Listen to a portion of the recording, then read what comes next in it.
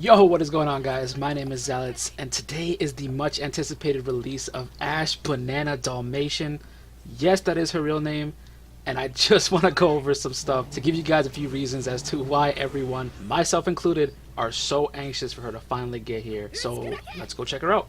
But it's gonna be blue skies for you and I. We'll step out of the shadows and walk into the light. Yeah, it's gonna be blue skies for you and I. Okay, so here we are. Now, Ashe, what does she do? She is a melee magic support attacker. Wow, that's a lot of stuff, and you might be thinking like, well, what does that mean? Well, it means that not only is she going to be doing a lot of damage, she's also going to be buffing your whole team and just providing a phenomenal amount of just overall support coverage. Judging by her stats, they're actually really well-rounded. She has a lot of speed, which a lot of supports don't really have, a lot of attack actually, and her defense is actually pretty good. Her max bravery is a little lacking, but you know, whose isn't, you know, she's pretty average in my opinion. Judging by her stats here, her max bravery is not that bad. Her attack is pretty average, and her defense is definitely above average. It's pretty high. Yeah. So let's go ahead and move on over to the command abilities. Her North Swain's Glow. It's a one-hit bravery attack that grants magical attack up for 5 turns. What makes Ashe so special, okay, and this is the important thing. These buffs can be stacked on top of attack ups. So let's say you're using like a Prish or something, or Ramza, or even Aiko, for example. Somebody that has that can self-buff themselves with attack up 1 or 2 or whatever. This will stack with it, okay? Because it is for magical attacks. So any kind of caster, Papalymo, Terra, can't think of anybody else off the top of my head, but those characters will become substantially stronger because of this buff. Of course, that's like, you know, that saying that, you know, right now without her weapons, they're only for herself. But you know, that's what makes her special in the long run.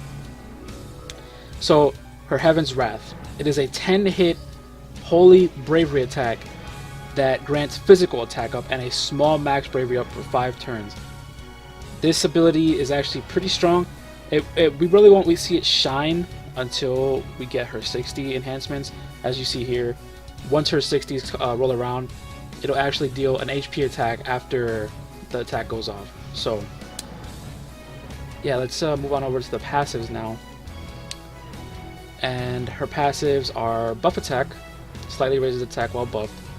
If you hear any cars going by, I'm sorry guys, I live on a busy street. So North Swain's Glow power up, slightly raises bravery damage dealt by North Swain's Glow. Danger attack up, slightly raises attack when HP is under 20%. This is not that great in my opinion. I don't really see this coming into play too often, so this is probably not going to be equipped very often. Heaven's Wrath power up, slightly raises bravery damage dealt by Heaven's Wrath, of course.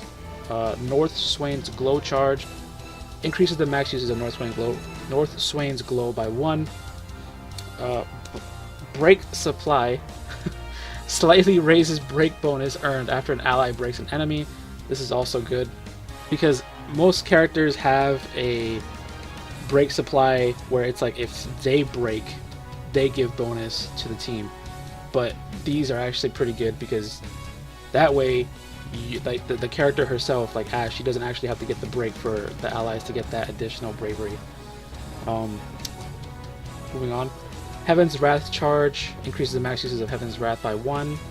Bravery speed up, slightly raises speed when bravery is over 50%. A Princess's Pride slightly raises initial bravery and max bravery of all allies when HP is under 50%. I don't see this really coming into play too often unless you're trying to get her, you know, unless you're trying to get her to get hit a lot, but I don't really see how that's possible because she doesn't have any kind of provoke, so I don't really see this coming into play either. But if it does happen, if you're fighting a boss that does a lot of AoE damage, I could definitely see this being pretty good. And then these are her 60 enhancements. This is where the good stuff starts to come in. So she gets buff boost all, slightly raises all party members' max bravery while buffed. This is really good. This is a really good one. North Swain's Glow extend, slightly raises the potency of North Swain's Glow, slightly improves magical attack up. That's gonna be another good one, because now it's pretty much gonna be like magical attack up 2 or 1 or magical attack up 1.5. I don't want to say 2 because that would probably be moderately. If it said moderately, it would probably be more like a magic up 2, but this will probably be like a 1.5. Buff attack and speed all, moderately raises all party members' attack and speed while buffed. This is another good one since most people can't buff their own speed, so this will be a good one to have. Heaven's Wrath extend, slightly raises the potency of Heaven's Wrath, slightly improves physical attack up, slightly improves max bravery up, and grants it to all allies, and also triggers an HP attack after Heaven's Wrath. This is actually a very, very strong passive for her. Once she gets this, I mean, like once she gets her 60 passive, she becomes a completely different character. She becomes way, way stronger. So, I mean, she'll be strong now, even without the 60 passives, but later on, when she actually gets them, she'll become even better. So, let's move on over to her gear. Okay, so her defender. This is the important part. Okay, guys. She revolves around her weapons. If she doesn't have her weapons, this is why so many people are anxious to pull, because if you don't pull her weapons, she isn't exactly the best in the world. She becomes, honestly, she becomes mediocre at that point if you don't get her weapons. So this is why I mean, you do what you can and you pray that you can actually get it, but this is why it's so important. Her defender increases the potency of Heaven's Wrath and lowers its action delay, inflicts small speed down, so it's a debuff, but you know that's not really important, and grants physical attack up to all allies and extends its duration. That is the key point to these weapons. These weapons give her the ability to buff the entire team. Without them, she only buffs herself. So they're that important. Of any character I've seen so far, her weapons probably have the most integral part, or play the most integral role for her of any character. So yeah, that's Claymore now. Increases the potency of North Swain's Glow and inflicts small max bravery down for 4 turns. Grants magical attack up to all allies and extends its duration. Again, with the same thing, you know, with this weapon, she'll be able to buff the entire team with magical attack up. And it's important because there are some characters that use both physical and magical attacks. So having that on top of the physical attack up makes her become an extremely strong buffer for your team, especially when you're running characters like Vaughn, who are, you know, multi attacker, who are multi type attackers with physical and magical attacks. So, and then her armor, the Jade Collar, attack plus 72 and defense plus 84, very strong, very good. Let's move on over to her artifacts. So she gets buff attack, raises attack by 2% while buffed, and the 2-star by 5% while buffed. She gets break boost, raises max bravery by 2 for 1 turn after breaking an enemy, and by 5% with the 2-star version. She gets North Swain's Glow power up, raises the bravery damage dealt by North Swain's Glow by 5% and 10% with the 2-star version.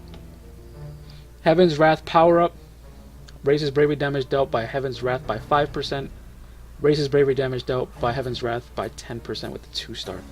So, what do I think of Ashe?